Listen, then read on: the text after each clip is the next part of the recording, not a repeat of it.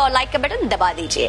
क्या आप जानते हैं कि भारत को सोने की चिड़िया बनाने वाला असली राजा कौन था? Any guess? कौन था वो राजा जिसके राजगद्दी पर बैठने के बाद उनके श्रीमुख से देववाणी ही निकलती थी और देववाणी से न्याय होता था? कौन था वो राजा? अभी तक कुछ याद आया, कुछ पता है, नाम सुना है, या अकबर बिरबल की खिचड़ी में ही रह गए?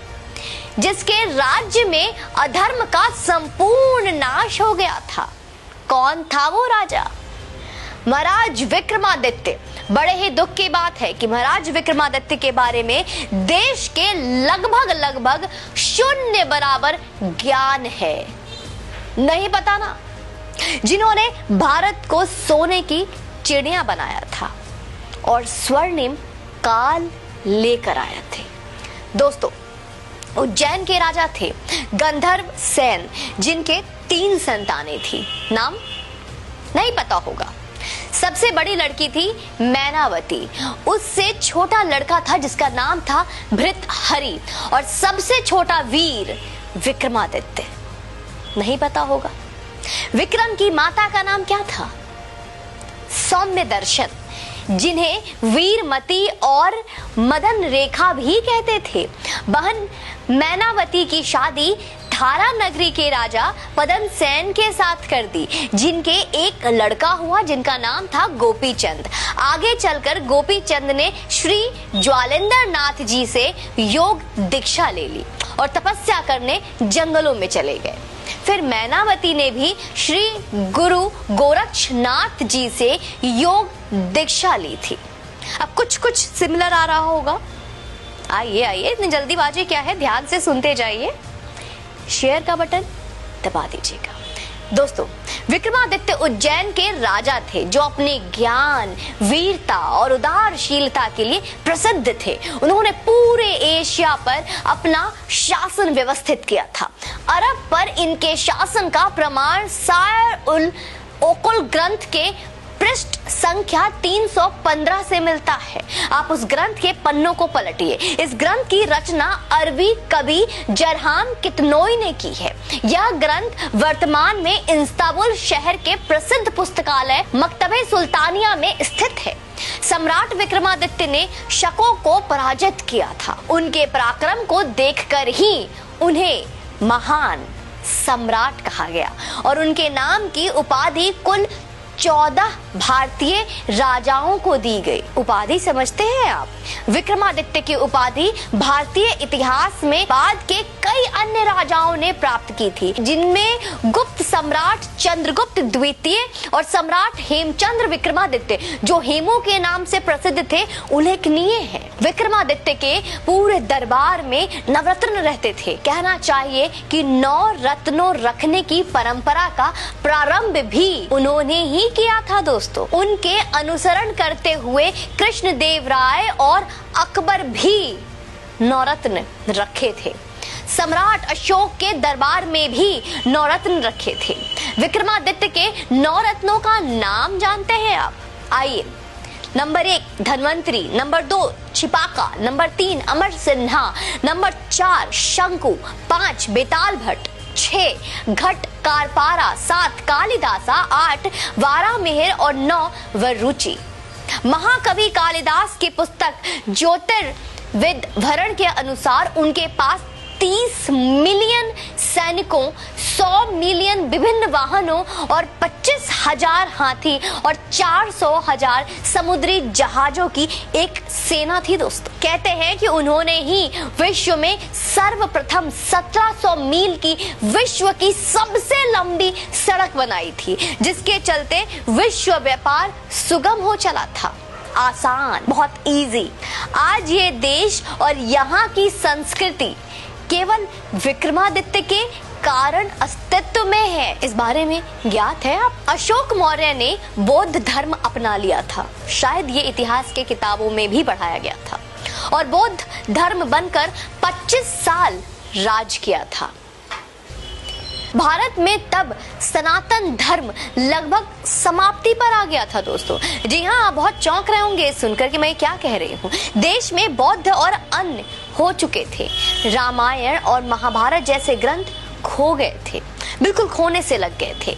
महाराज विक्रम ने ही पुनः उनकी खोज करवाकर उसे स्थापित किया। विष्णु और शिव जी के मंदिर बनवाए और सनातन धर्म की फिर से संरक्षण किया, बचाया। विक्रमादित्य के 9 रत्नों में से एक कालिदास ने अभिज्ञान शाकुंतलम लिखा। अभिज्ञान शाकुंतलम का नाम शायद कुछ सनातनियों ने पहले भी सुन रखा होगा, जिसमें भारत का इतिहास है। अन्यथा भारत का इतिहास कहा क्या मित्रों? हम भगवान कृष्ण राम को ही खो चुके थे। हमारे ग्रंथ ही भारत में खोने के कगार पर आ गए थे। बहुत चौंकाने वाली बात बता रही हूं मैं आपको। उस समय उज्जैन के राजा भृतहरि ने राज छोड़कर श्री गुरु गोरक्षनाथ जी के योग की दीक्षा ले ली और तपस्या करने जंगलों में चले गए और अपना सारा राज अपने छोटे भाई विक्रमादित्य को सौंप दिया। वीर विक्रमादित्य भी श्री गुरु गोरक्षनाथ जी से गुरु दीक्षा लेकर राजपाट संभालने लगे। और आज उन्हीं के कारण, मैं फिर से बार बार दोहराऊंगी, आज उन्हीं के वजह से, उन्हीं के कारण सनातन धर्म बचा हुआ है। हमारी संस्कृति, हमारा धरोहर बची हुई है। Our heritage, our culture is still safe because of him. महाराज विक्रमादित्य ने केवल धर्म ही नहीं बचाया है, उन्होंने देश को आर्थिक तौर पर सोने की चिड़िया बनाई। उनके राज को ही भारत का स्वर्णिम राज कहा जाता है दोस्तों। विक्रमादित्य के काल में भारत का कपड़ा विदेशी व्यापारी सोने के वजन से खरीदते थे। एक वो वक्त था, भारत में इतना सोना आ गया था, इतना अधिक सोना था कि वो सोना नहीं, गोल्ड। सब लोग सो जाओ, गोल्ड। विक्रमादित्य काल में सोने के सिक्के चलते थे। आप गूगल इमेज कर विक्रमादित्य के सोने के सिक्के देख सकते हैं कि किस तरह के सोने के सिक्के उस वक्त होते थे, किस तरह के सोने के सिक्के पाए जाते थे उनके काल में। कैलेंडर जो विक्रम संवत लिखा जाता है वह भी विक्रमादित्य का स्थापित किया हुआ है।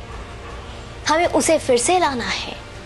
आज जो भी ज्योतिष गणना है, जैसे हिंदी संवत, वार, तिथियां, राशि, नक्षत्र, गोचर आदि, उन्हीं की रचना है। वे बहुत ही पराक्रमी, बलशाली और इतना ही नहीं, बहुत ही बुद्धिमान राजा थे। कई बार तो देवता भी उनसे न्याय करवाने आते थे। आप इस बात से अंदाजा लगा सकते हैं, विक्रमादित्य के काल में हर नियम धर्म शास्त्र के हिसाब से बने होते थे। न्याय, राज सब धर्म शास्त्र के नियमों पर चलता था।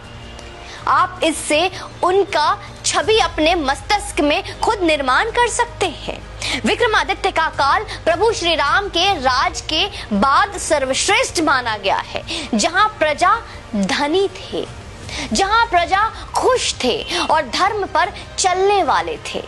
बड़े दुख की बात है कि भारत के सबसे महानतम राजा विक्रमादित्य के बारे में हमारे विद्यालयों में, स्कूलों में, कॉलेजों में कहीं कोई स्थान नहीं है। कोई उचित स्थान ही नहीं दिया गया उन्हें।